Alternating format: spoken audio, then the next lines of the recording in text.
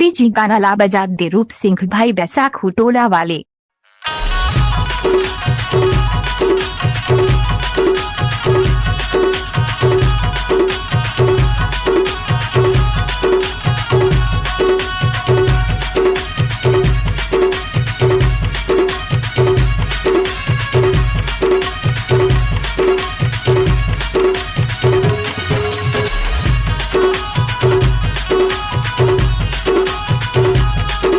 DJ रूप Singh Dhurve.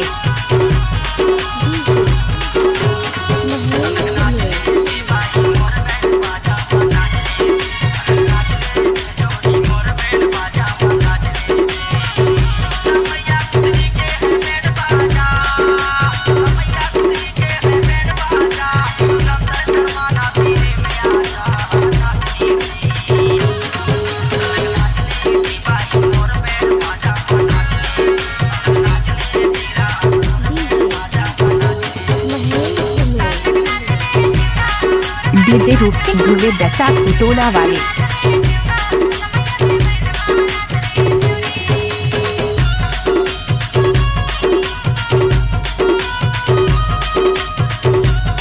DJ रूप सिंह धुर्वे।